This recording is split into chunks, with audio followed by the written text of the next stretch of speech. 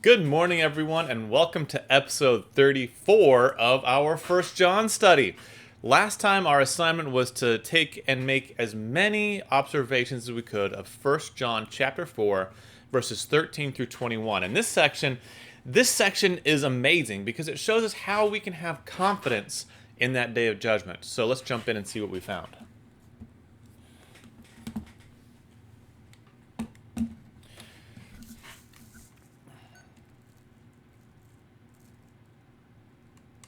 There we go. Now it's zooming. So this section is really split into two subsections. And I thought about splitting these up, but I think it's important to have them together because they work together to make this point. The first section is verses 13 through 16, and that section is about knowing that we abide in him. Then the second section is 17 through 21, and that talks about how we can have confidence in the day of judgment. Let's talk about knowing we abide in him first.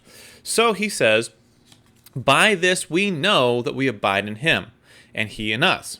Okay, well, what ways do we know that we abide in him and him in us? Well, first off, he's given us his Spirit. So that's our first item, because he's given us his Spirit. Second, he says, and we have seen and testified that the Father has sent his Son to be the Savior of the world. Now that seems like an odd statement of fact to put right there, but we can know we abide in him because we have those eyewitness testimonies. We know that God sent Jesus, and those eyewitness testimonies tell us that what he said is true.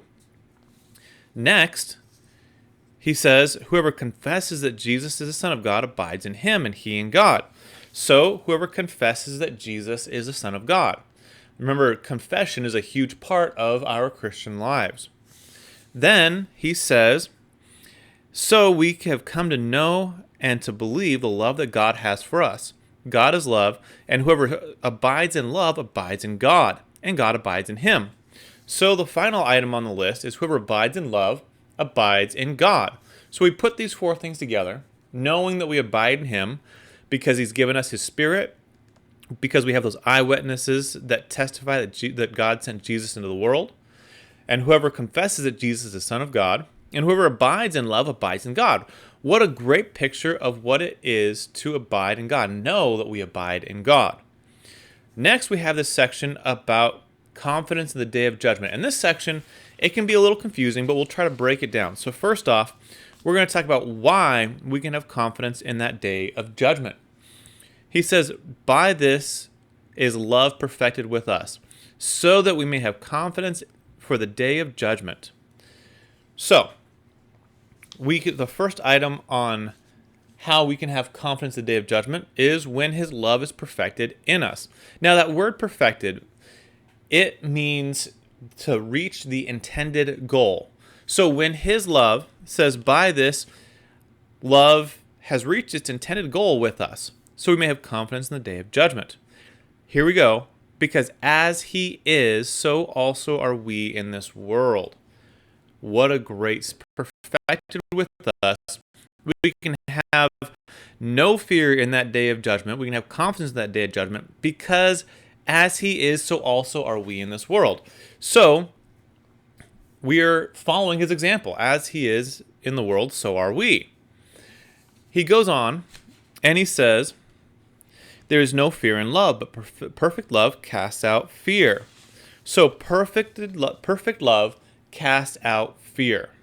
Now, does that mean that since God is love and God has perfect love, that then we don't have to fear because he's not going to punish anybody? That's not what this means. This is talking about that perfected love. That love which is imitating him, which has reached its intended goal in him. When we have that perfected love, we don't need to fear. There's no reason to fear. Well, why is there no need to fear? For fear has to do with punishment, and whoever fears has not been perfected in love. So if you're imitating God, if you're following God's example, if you're following his commands, his love, you are not breaking his laws. Now, we learn some more about perfected love here. We see that it imitates God, as he is in the world, so also are we. We also saw that it casts out fear. We see that you don't have to worry about punishment because, again, you're not breaking those commands. And then down here, he says, we love because he first loved us. If anyone says, I love God and hates his brother, he's a liar. And he who does not love his brother, whom he has seen, cannot love God, whom he has not seen. And this commandment we have from him: whoever loves God must also love his brother. So, perfected love obeys God's commands. It follows his example and obeys his commands. Now, there's a lot said here about loving our brothers and loving God.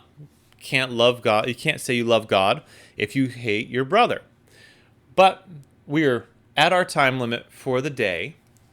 So, for our next video, your assignment is to study and make as many observations as you can about 1 John 5, verses 1 through 5. 1 John 5, 1 through 5. Make as many observations as you can, and we'll talk about that in the next video. Have a good day.